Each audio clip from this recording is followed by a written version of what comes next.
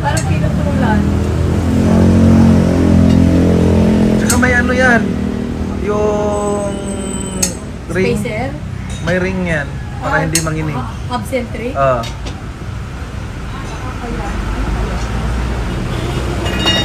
Yung sa inyo walang hub centric?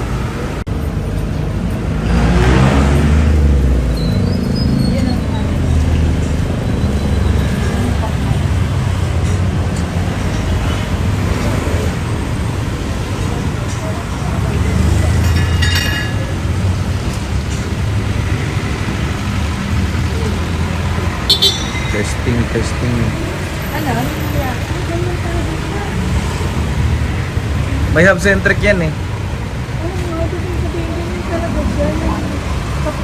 Para ano, hindi siya manginig.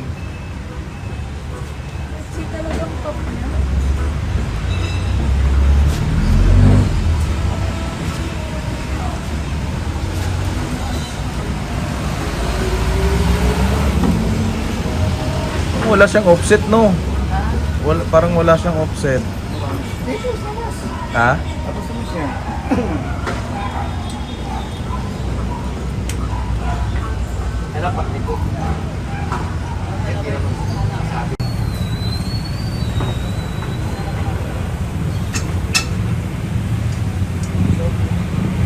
Tapos lutang na, layo na rito. Kulay, layo na. Pero parang mas lutang yung bronze eh.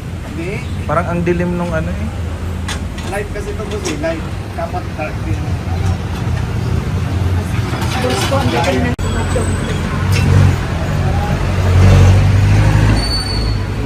Pasok siya.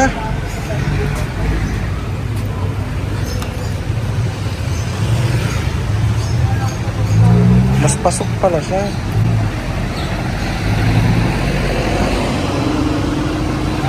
Ano na po?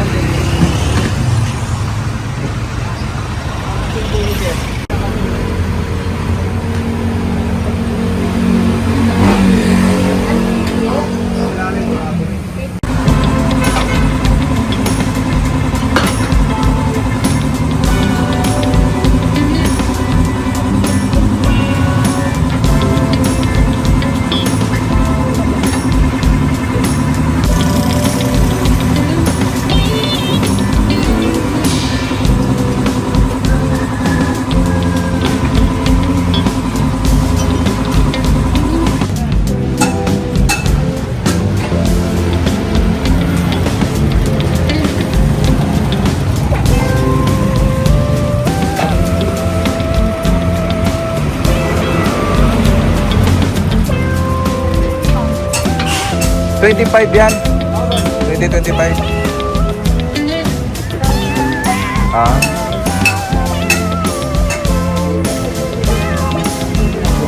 CO3.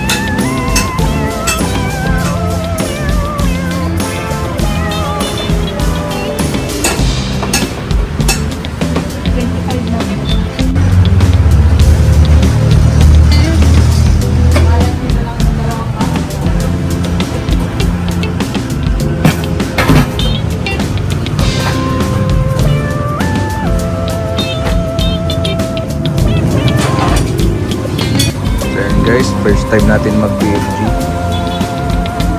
Ito na yung pinakabago nila. Ito yung luma natin. Medyo maingay.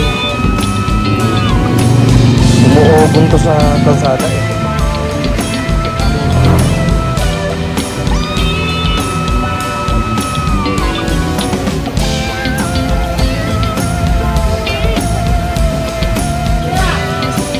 Takip niyan ha.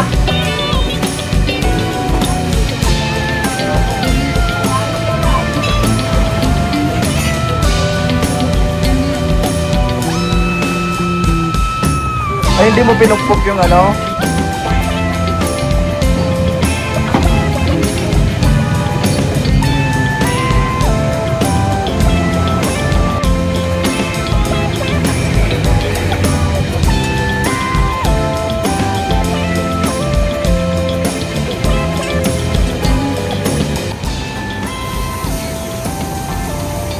guys, so may offset pa rin tayo.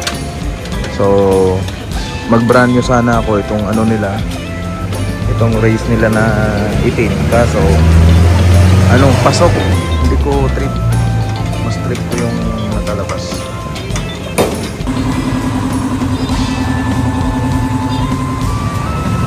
Ganda.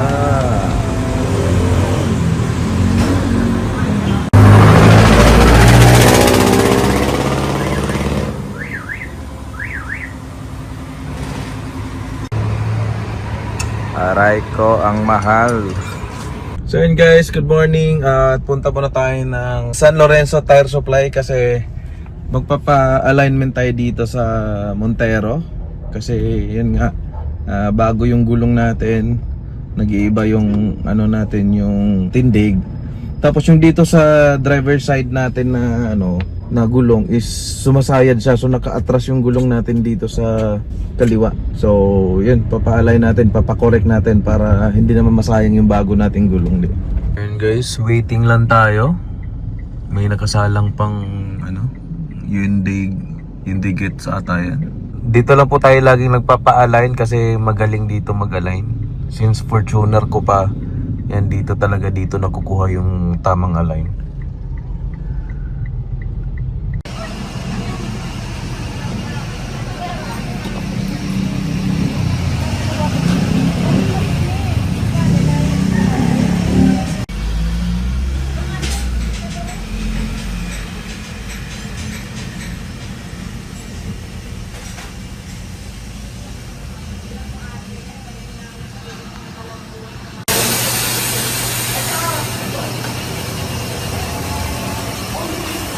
Kumakaskas kasi dito yun, no?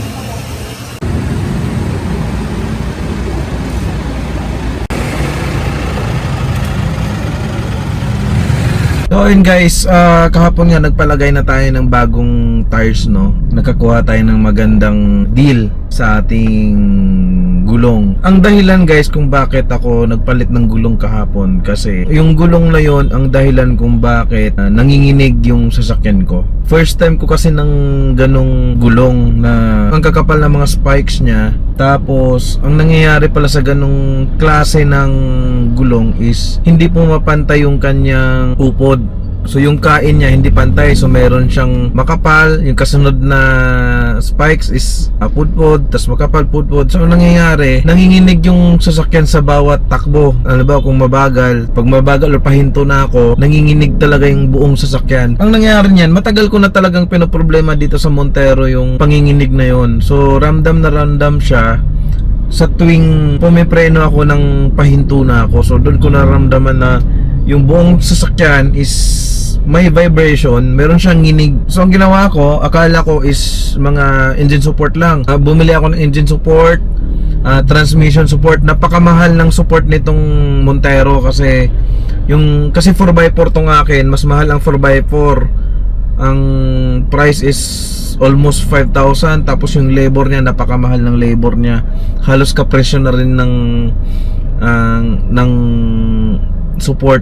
And then transmission support, nagpalit din ako. Then after kong mapalitan yon, nandun pa rin yung vibration, nandun pa rin yung panginginig habang papahinto na ako, papahinto or papaandar ako, andun yung vibration. So nagtataka na ako kasi bakit nandun pa rin kahit nagpalit na ako ng lahat ng support. Next naman nun, dahil hindi siya nawala dun sa pinagawa ko na yon, ang pinagawa ko, nagpa-intake and EGR cleaning naman ako dun kay Kirsten. After ginawa yung cleaning na yon, akala ko mawala siya, nandun pa rin yung panginginig. So ang laki na ng ginastos ko para lang mawala. Alam nyo naman ako, pag meron akong nararamdaman sa sasakyan talaga, kahit nagumastos ako, mawala lang yun.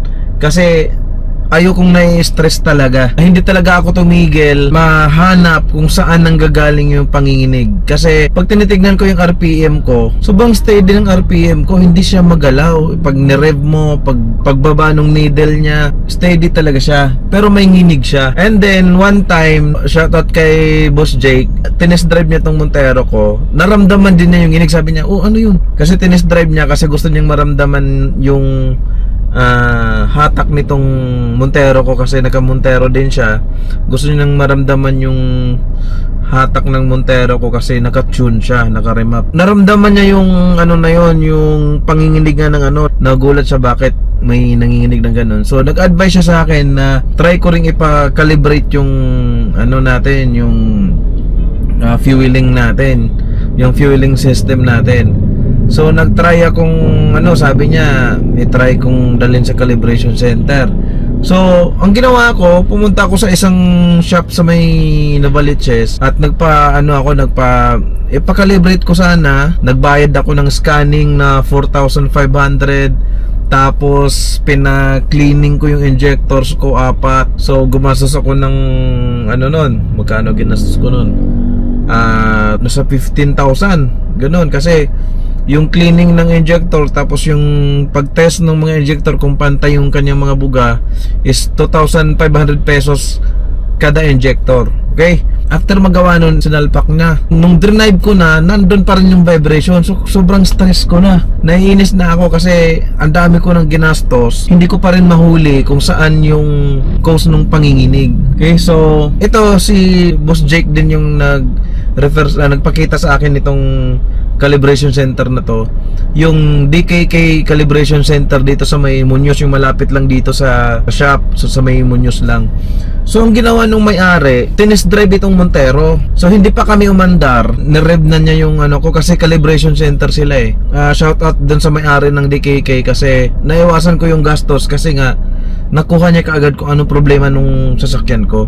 So sabi niya, hindi pa kami nag-test drive, nakaupo pa lang siya dito, nirev niya yung Montero ko. Sabi niya, wala namang problema sa engine mo, ang ganda ng engine mo, ang ganda ng rev. Steady yung RPM. So ang ginawa namin, tinest drive ni boss. Tapos hindi pa kami nakakalayo sa ano, nararamdaman niya yung vibration. Sabi niya, oo nga may vibration. Tapos nagulat ako, binuksan niya yung pinto, sinilip niya yung gulong ko. Sabi ko, nako sir, sa gulong mo to kasi ano to parang mud tires yung gulong mo. Hindi kasi pantay yung kain niyan pag ano.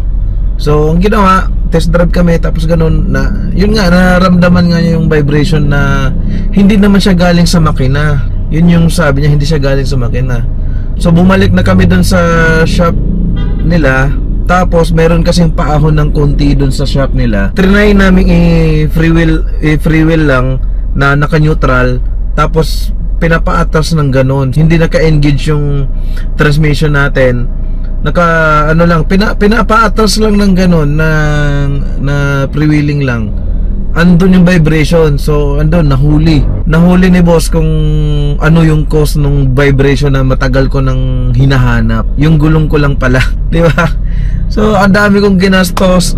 Alam nyo kasi ako, pag once na may nararamdaman ako sa mga sasakyan ko, hindi ako tumitigil na hindi ko gawin. Kasi ano ako kumbaga parang prevention ako lagi, kumbaga advance ako lagi. Ganun yung gawain ko. Nagpasalamat ako kay boss sa DKK Calibration Center kasi yun nga, nakaiwas tayo sa gastos. So dapat magpapakalibrate ako ng mga fuel pump ko dito.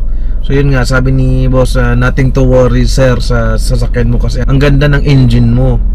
So ang problema mo lang talaga is yung gulong mo, kaya palitan mo na lang. So ang ginawa ko, pumunta ako ng Blumentritt kahapon at pinalitan ko yung gulong. At yun nga, bumili tayo ng BFG na QO3.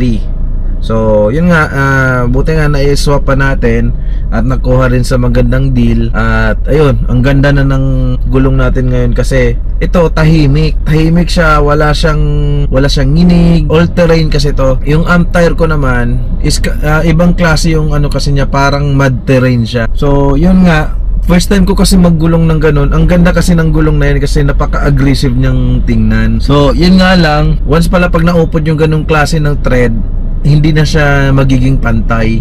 Kumbaga parang bukol-bukol siya. Kaya yun ang nangyari. Instant bili tayo ng gulong. 'Di ba? So lesson learned sa akin na hindi na ako bibili ng ganung klase ng tread ng gulong. So sa all-terrain na lang ako.